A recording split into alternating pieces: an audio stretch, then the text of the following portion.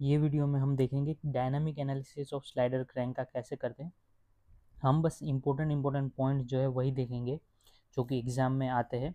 Derivation वगैरह का कोई ज़रूरत नहीं है, बस आपको कुछ फॉर्मूलाज याद रखने हैं। उसकी वजह से आपको जो न्यूमेरिकल आने वाला है 1 मार्क का आएगा या फिर 2 मार्क का आता है जनरली, तो वो आपसे बन जाएगा। अभी यहाँ पर आपको सबसे पहले मैं एक फिगर समझाता हूँ। तो ये हमारा पिस्टन है, वो जुड़ा हुआ है लीवर से, और फिर ये जो लीवर है वो यहाँ पे पिन जॉइंट है। अभी ये स्लाइडर ये पर्टिकुलर सरफेस पे स्लाइड करेगा। ये हमारा क्रैंक का रेडियस आर है, ये लीवर का लेंथ एल है। अब जब ये क्रैंक घूमेगा तो ये पर्टिकुलर एक सर्कल ट्रेस करेगा।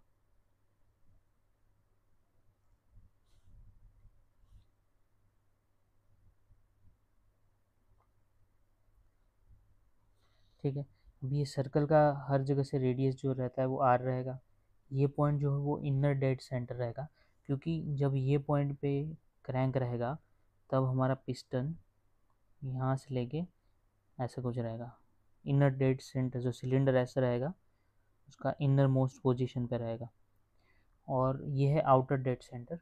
यहाँ पे जब क्रैंक रहेगा तो हमारा लीवर यहाँ तक रहेगा और पिस्टन यहाँ पर कहीं रहेगा। तो ये हमारा पूरा स्ट्रोक लेंथ हो जाएगा। और यहाँ पर जो एन होता है वो एल अपॉन आर रहता है, लीवर का लेंथ अपॉन रेडियस। तो इसको बोलते हैं ऑब्लिक्विटी रेशियो। Obliquity ratio. अभी दो एंगल इंपॉर्टेंट है यहाँ पे। पहला तो ये जो एंगल है जो हमारा लीवर बना रहा है हॉरिजॉन्टल से, उसको हम बोलते हैं बीटा, और क्रैंक बना रहा है उसको बोलते हैं हम थीटा। तो इतने नोमेनक्लेचर हमको याद रखने। और कि इनर डेड पोजीशन से हमारा जो पिस्टन पर्टिकुलर थीटा ट्रैवल करेगा, तो हमारा पिस्टन जो है वो एक्स डिस्टेंस ट्रैवल करेगा। मीन्स इनर डेड सेंटर से क्रैंक हमारा पर्टिकुलर थीटा ट्रैवल करेगा, तब हमारा पिस्टन यहाँ से यहाँ तक पहुँच जाएगा। अभी यहाँ पर जो हम देख रहे हैं, एक हमारे पास ये पिस्टन है, उसने ट्रैवल किया कुछ एक्स डिस्टेंस, वो यहाँ पर आ गया। तो यहाँ पर जब आएगा वो, तब ये फिगर यहाँ पर हमारे ये थीटा एंगल है, यहाँ पर हमारा ये बीटा एंगल है। तो आप देखिए, अगर यहाँ पर मैं एक सर्कल बनाता हूँ,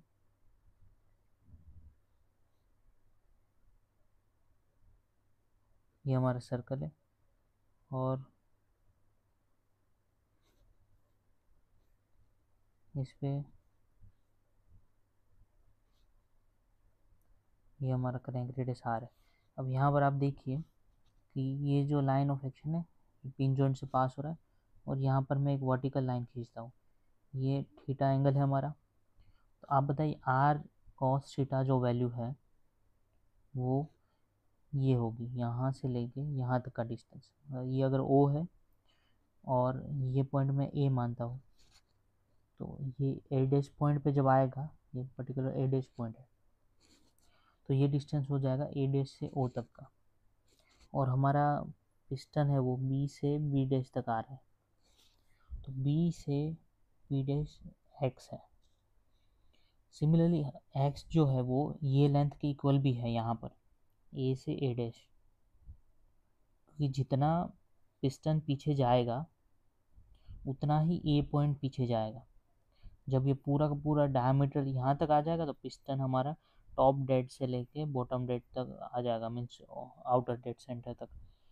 वैसे ही कोई भी एक्स पॉइंट पे ये अगर जाता है पिस्टन, तो सिमिलरली उतना ही पीछे हमारा हॉरिजॉन्टल डायरेक्शन में ये क्रैंक जाता है। तो ये ए से ए डैश हो गया। अभी ए से ए डैश हमको अगर फाइंड करना है, तो ये हो जाएगा टोटल तो आर है ए से ओ माइनस ए डैश ओ हो जाएगा, ये वाला डिस्टेंस। तो टोटल आर जो है उसमें से हमने ये सब्ट्रैक्ट कर दिया, तो हमारा ए से ए डैश आ जाएगा। तो यहाँ पे ए से ए डैश है, उसको हम लिख सकते हैं x,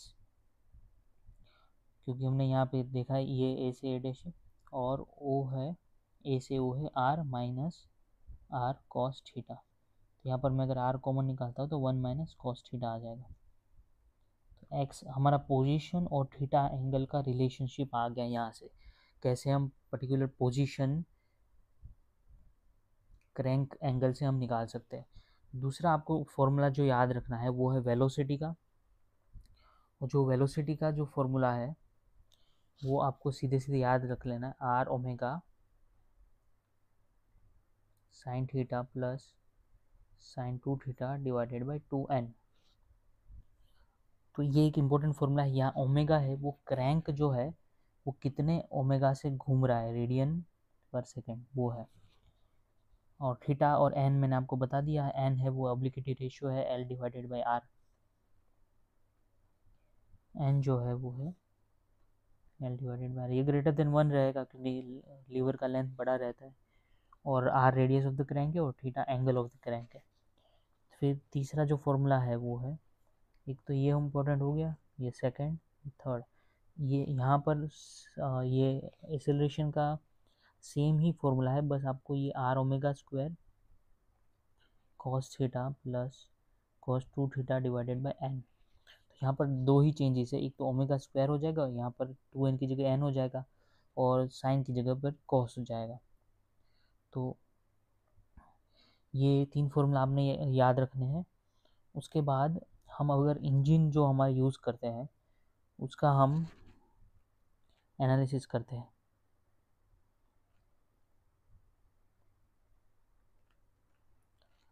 तो इंजन ये वेलोसिटी का आपको directly velocity of the piston directly पूछ सकते हैं क्वेश्चन में, ये क्या होगा पर्टिकुलर एक्स डिस्टेंस पे थीटा एंगल पे, या ऐसे पूछ सकते हो। एक्स दिया अगर है आपको तो एक्स से आप यहाँ से थीटा निकाल लोगे, और जब थीटा निकल जाएगा तो आप एक्सेलरेशन और वेलोसिटी निकाल लोगे। इंजन के फोर्स एनालिसिस में क्या रहता है, जो पिस्टन रहता है उसमें हमारे पास एक साइड से प्रेशर आता है P1, एरिया होता है A1, और दूसरी साइड से जो फोर्स आता है वो है P2 A2, और हमारे पास पिस्टन का पर्टिकुलर डायरेक्शन में मास इंटू एक्सेलरेशन का इनर्शिया फोर्स लगता है, जो कि मोशन के अपोजिट रहता है। अगर P1 से P2 की डायरेक्शन में पिस्टन जा रहा है तो इनर्शिया अपोजिट डायरेक्शन में लगेगा। तो यहाँ पर ये जो पिस्टन है उसमें एक साइड पे तो हमारा पिस्टन रॉड लगा होगा, जो लीवर या क्रैंक जो भी रहता है, तो यहाँ पर एक साइड में ये लगा रहता है, ठीक है। तो यहाँ पर जो इफेक्टिव एरिया रहता है वो कम हो जाता है, तो A1 हो जाता है A2 से ज़्यादा। तो एक साइड में हमको पिस्टन का एरिया कैलकुलेट करना है। जैसे A1 है वो π/4 dB स्क्वायर है, जो dB है वो ये बोर डायामीटर है इसका, जो पिस्टन का जो बोर डायामीटर है वो dB है, और जो एरिया A2 है वो π/4 बोर स्क्वायर माइनस जो उसका कनेक्टिंग रोड का रहेगा, यहाँ पर जो कनेक्टिंग रोड का जो डायमीटर रहेगा, ये वाला जो रोड है उसका डायमीटर, तो इसका कोई ऐसे सर्कुलर शेप रहेगा तो उसके हिसाब से हमको सब्ट्रैक्ट कर देना है उतना। तो एरिया तो हमको पता लग गया, P2 और P1 जो है वो प्रेशर से, और जो ये यहाँ पर ये आप देखेंगे यहाँ से लेके यहाँ तक का जो डिस्टेंस रहता है उतना ही हमारा पिस्टन टॉप डेड से बॉटम डेड तक मूव कर पाता है। तो ये जो टोटल डिस्टेंस होता है वो 2r होता है, ठीक है। और 2r को हमको स्ट्रोक लेंथ बोलते हैं, LS बोल दीजिए या कुछ भी कैपिटल L बोल दीजिए। तो ये स्ट्रोक लेंथ होता है वो 2 टाइम्स द रेडियस होता है। तो यहाँ पर मैं लिख देता हूँ स्ट्रोक लेंथ जो रहेगा वो 2 टाइम्स रेडियस रहेगा, और बोर डायमीटर जो है वो ये हमारा पिस्टन का डायमीटर है। अभी यहाँ पर जो फोर्स एनालिसिस हम कर रहे थे तो उसमें जो नेट इफेक्टिव फोर्स लगेगा पिस्टन पे ऑन पिस्टन क्या होगा, वो होगा pressure force minus inertia force. जो प्रेशर फोर्स यहाँ पे जो लग रहा है वो P1A1 माइनस P2A2 लग रहा है, उसमें से हमको इनर्शिया फोर्स माइनस कर देना है। अभी यहाँ पर जो इनर्शिया फोर्स का जो ये A है वो A जो हमने एक्सेलरेशन अभी अभी निकाला है, अभी जो मैंने आपको बताया वही है, इसका डेरिवेशन वगैरह होता है, सिंपल बेसिक फंडामेंटल से ही होता है, लेकिन वो बहुत कॉम्प्लिकेटेड हो जाता है और उसको या कहीं पर वो पूछा भी नहीं जाता है, तो हम उसमें नहीं जाएंगे, डायरेक्टली जो इम्पोर्टेंट चीज़ें है उसी में जाएंगे। फिर पिस्टन फोर्स तो आपको मिल गया कि पिस्टन पे कितना फोर्स लग रहा है, तो जो ब्लास्ट होता है पेट्रोल का डीजल का, उसकी वजह से पिस्टन पे कितना फोर्स लग रहा है वो हमने निकाल लिया, ये नेट इफेक्टिव फोर्स है पिस्टन पे। अब यहाँ पर अगर आपको फ्रिक्शन दिया हुआ है तो ये इसको हम एफ बोल देंगे, और यहाँ पर अगर आपको फ्रिक्शन दिया हुआ है तो आप क्या लिख देंगे, ये पिस्टन फोर्स जो है F P minus inertia force और माइनस फ्रिक्शन फोर्स कर देंगे। और अगर वर्टिकली इंजन अगर है तो उसमें आपको प्लस माइनस एम जी, अगर वर्टिकल इंजन है तो डाउनवर्ड डायरेक्शन में जब पिस्टन मूव करता है तो एम जी प्लस रहेगा, और अपवर्ड अगर पिस्टन मूव कर रहा है तो एम जी अपवर्ड पॉजिटिव रहेगा।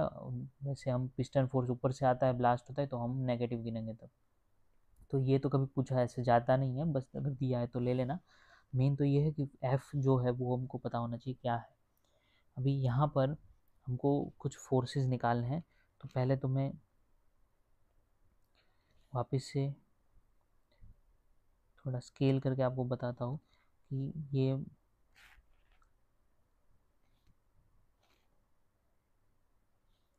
जैसे यहाँ पर ये हमारा क्रैंक है, और यहाँ पर कहीं पर हमारा ये पिस्टन है जो कि ऐसे कनेक्ट, यहाँ पर कनेक्टेड है। हमको एंगल्स मैंने आपको बताया था, ये एंगल्स बीटा था, ये एंगल थीटा था, ये लेंथ आर था, ये एल था, और यहाँ पर ये सिलेंडर था ऐसे, जो कि फिक्स हो सकता है। अभी अभी यहाँ पर मैं अगर इस लाइन को एक्सटेंड करता हूँ ऐसे, यहाँ पर एक हॉरिजॉन्टल लाइन लेता हूँ, तो आप देखिए ये एंगल भी थीटा होगा और ये एंगल बीटा होगा, तो ये जो टोटल एंगल आएगा, वो थीटा प्लस बीटा आएगा, थीटा प्लस बीटा। अब ये थीटा प्लस बीटा जो एंगल है उसकी मदद से हम कुछ फोर्सेस निकालेंगे। सबसे पहला फोर्स यहाँ पर जो पिस्टन पर लग रहा है वो है एफ, जो कि हमने अभी अभी निकाला है, नेट इफेक्टिव फोर्स। फिर पिस्टन के वॉल पे ये जो इसका एंगल है उसकी वजह से एक फोर्स लगेगा, वो लगेगा थ्रस्ट फोर्स, सिलेंडर पे लगेगा, ये जो सिलेंडर है उस पे लगेगा फोर्स, तो उसको हम मानते हैं एफ टी। इसको हम एफ एन बोलेंगे, नॉर्मल फोर्स। एफ टी को हम टेंजेंशियल फोर्स, ये नॉर्मल फोर्स लगेगा सिलेंडर पे, और ये जो कनेक्टिंग रोड है उसके अंदर हमारा फोर्स ट्रांसफ़र करेगा व्हील की तरफ, तो उसको हम बोलेंगे एफ सी, जो ये कनेक्टिंग रोड है उसको। अभी यहाँ पर ये हो गया एफ सी। अभी दो और फोर्सेस लगेंगे जो कि क्रैंक पे लगेंगे। अभी यहाँ पर जो क्रैंक पे एक तो लगेगा, ये हमने टेंजेंशियल डायरेक्शन में जो ये सिलेंडर है, ये देखिए ये जो डायरेक्शन जा रहा है वो तो ये ये कनेक्टिंग रोड का डायरेक्शन जा रहा है। एक और फोर्स आएगा जो कि ये सर्कल से बिल्कुल टेंजेंशियल होगा डायरेक्शन में, उसको हम बोलेंगे एफ टी।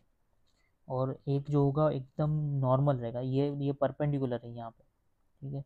ये जो रेड कलर का जो लाइन मैंने खींचा है उससे ये क्रैंक परपेंडिकुलर है, और उसके भी परपेंडिकुलर एक फोर्स लगेगा, एक फोर्स ये डायरेक्शन में लगेगा, और उसको हम बोलेंगे एफ आर, रेडियल फोर्स। तो रेडियल फोर्स और टेंजेंशियल फोर्स दोनों हमने डिफाइन कर दिए। अभी इसका रिलेशन हमको एफ के टर्म्स में निकालना है, क्योंकि हमको एफ निकालना पता है कैसे निकालते हैं, तो एफ के टर्म्स में हम कैसे निकालेंगे वो देखना है हमको। तो यहाँ पर तो ये एफ और एफ एन का जो रिलेशन देखिए, जो रिजल्टेंट फोर्स है एफ आर का और एफ टी का, वो रिजल्टेंट फोर्स बनता है एफ सी, और एफ और एफ एन का भी रिजल्टेंट फोर्स बनता है एफ सी। तो यहाँ पर एफ सी है वो रिजल्टेंट फोर्स है, तो मैं ये लिख सकता हूँ एफ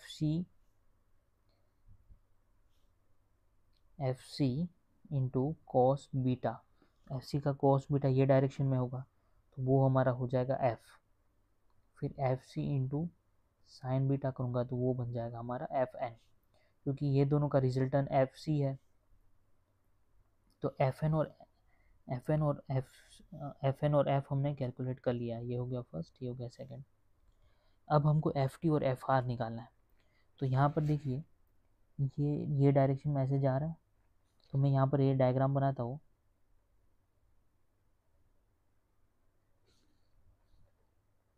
यहाँ पर ये डायरेक्शन में ये जा रहा है एफ सी, तो एफ सी का मैं अगर ये यहाँ पर एफ सी लिखता हूँ, फिर यहाँ से ऐसे कुछ एफ टी है टेंजेंशियल, और ऐसे डायरेक्शन में एफ रेडियल है, और यहाँ पर जो ये एंगल बताया है वो थीटा प्लस बीटा है।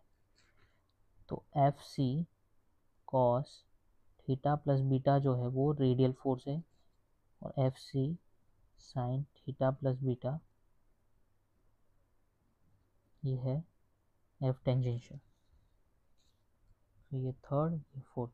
तो आपको ये टेंजेंशियल फोर्स मतलब थ्रस्ट फोर्स भी बोल सकते हैं, जो कि क्रैंक का एफर्ट रहता है, इसको हम क्रैंक एफर्ट भी बोलते हैं। ये पूछ लेते कि क्रैंक एफर्ट क्या है। थ्रस्ट ऑन द बियरिंग जो रहता है वो बेरिंग पे ये डायरेक्शन में जो थ्रस्ट आता है, ये थ्रस्ट फोर्स नहीं है, थ्रस्ट फोर्स ये है, थ्रस्ट ऑन बेरिंग।